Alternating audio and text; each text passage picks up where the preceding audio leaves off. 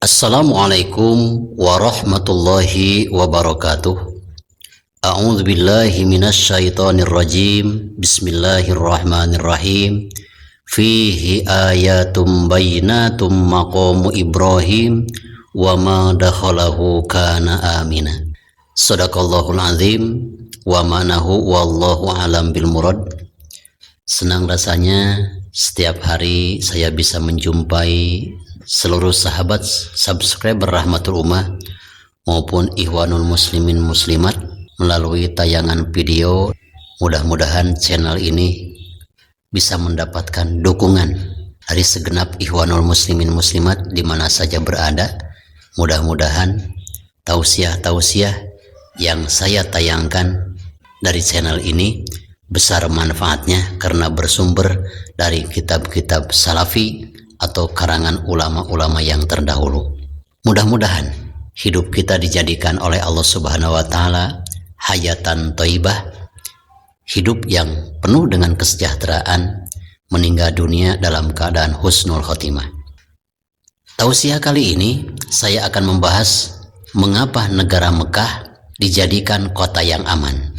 Hal ini tidak terlepas daripada keberkahan doa Nabiullah Ibrahim alaihissalam, seperti dicatat oleh Allah Subhanahu wa taala dalam kitab suci Al-Qur'an surat Ibrahim ayat ke-35.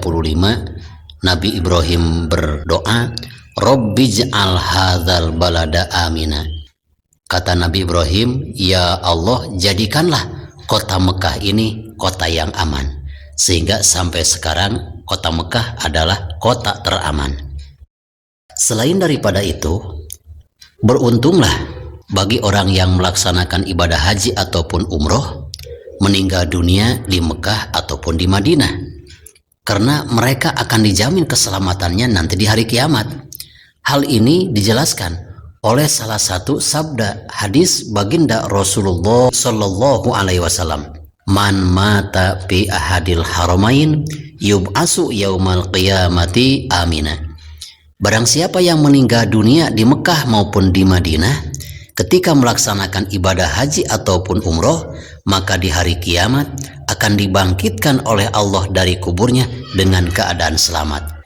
Juga Ibnu Mas'ud radhiyallahu taala anhu suatu ketika beliau melakukan perjalanan beserta baginda Rasulullah Shallallahu Alaihi Wasallam. Sampailah keduanya di tanah hujun, lalu baginda Rasul berdiri di tanah hujun selayak berkata kepada Ibnu Mas'ud, kelak di hari kiamat dari tempat ini akan dibangkitkan oleh Allah Subhanahu wa taala orang-orang yang dikubur di tempat ini dan orang yang dikubur di Mekah dan Madinah ketika melaksanakan ibadah haji ataupun umroh berjumlah 70.000 orang. Yang mana orang yang 70.000 orang ini yang meninggal dunia dan dimakamkan di hujun, di Madinah ataupun di Mekah akan masuk surga tanpa hisaban.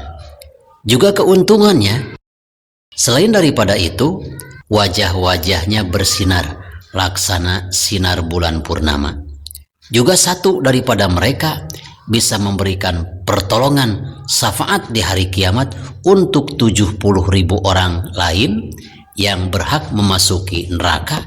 Insya Allah orang yang meninggal dunia di Mekah, di Madinah dan di hujun akan memberikan pertolongan kepada satu orang, bisa mengangkat ahli-ahli neraka berjumlah 70.000 orang. Sahabat channel Rahmatul Ummah yang saya cintai dan Allah muliakan, yang namanya kota Mekah dan Madinah panasnya luar biasa, dinginnya pun mungkin luar biasa pula. Lain halnya di Indonesia. Di Indonesia itu panasnya tidak begitu panas, dinginnya pun tidak begitu dingin.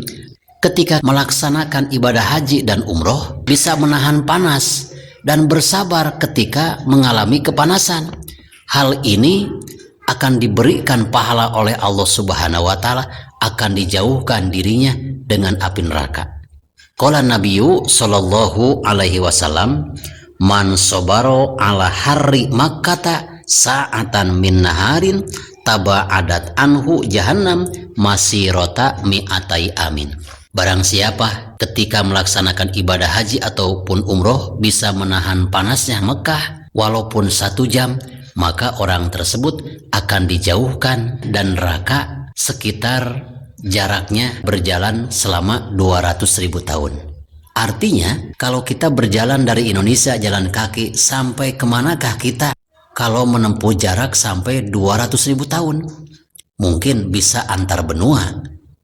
Maka orang yang bersabar menahan panasnya Mekah, menahan panasnya Madinah, maka insya Allah yakinlah akan dijauhkan oleh Allah Subhanahu wa Ta'ala dirinya dan neraka sejauh 200.000 tahun perjalanan kaki. Mudah-mudahan channel Rahmatul Ummah ini semakin bisa terus bersemangat untuk mengirimkan tausiah-tausiah singkat. Maka sisihkanlah waktu Anda sebelum mengawali aktivitas dengan menonton video ini. Khudh ma sofa wada ma kadar billahi fi sabilil haq. Wassalamualaikum warahmatullahi wabarakatuh.